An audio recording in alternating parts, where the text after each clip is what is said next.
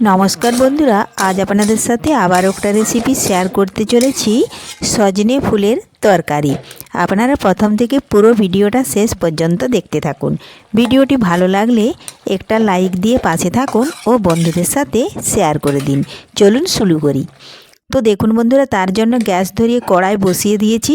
এদিকে দেখুন সজনে ফুল ভালোভাবে বেছে ধুয়ে নিয়েছি, বেগুন কেটে নিয়েছি এক টুকরো টমেটো, আর এখানে আলু গাজর কেটে নিয়েছি।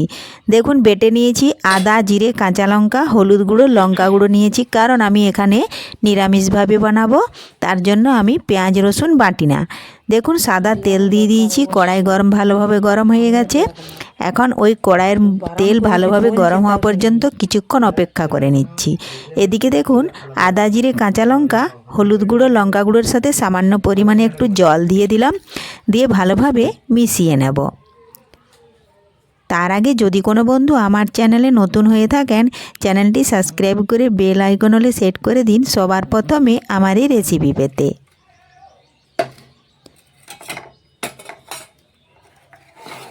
এদিকে দেখুন তেল ভালোভাবে গরম হয়ে গেছে।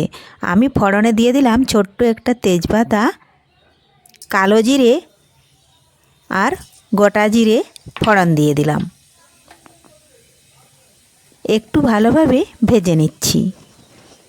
যেহেতু আমি নিরামিষভাবে বানাবো, আমি পেঁয়াজ কুচি দিচ্ছি না, আপনারা পারলে পেঁয়াজ কুচি দিতে পারেন। একটু এইভাবে খুরপিটা দিয়ে নাড়িয়ে একটু ভেজে নিচ্ছি। ভাজা হয়ে গেলেই আমি প্রথমে দিয়ে দেব আলু আর গাজর। এই দেখুন আলু গাজর প্রথমে দিয়ে একটু নাড়াচাড়া করে ভেজে নেব। দিয়ে দিলাম আদা জিরে কাঁচা লঙ্কা বাটা হলুদ গুঁড়ো লঙ্কা গুঁড়ো, স্বাদ মতো দিয়ে দিচ্ছি লবণ। ভালোভাবে নাড়াচাড়া করে মিশিয়ে আলু আর গাজর একটু আগে ভেজে নেব।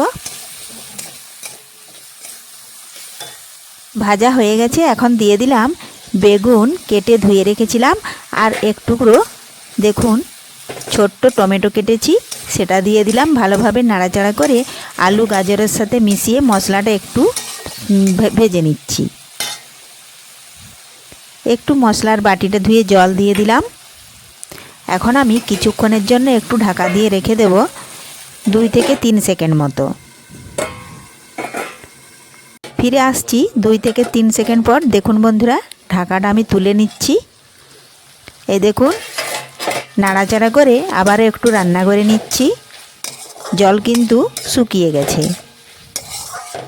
এখন আমি দিয়ে দেব কিছুটা মটরশুঁটি ছাড়িয়ে ধুয়ে রেখেছিলাম, দিয়ে দিলাম। এরপরে দিয়ে দিচ্ছি সজনে ফুল। আবারও আমি নাড়াচাড়া করে মিশিয়ে একটু রান্না করে নিচ্ছি।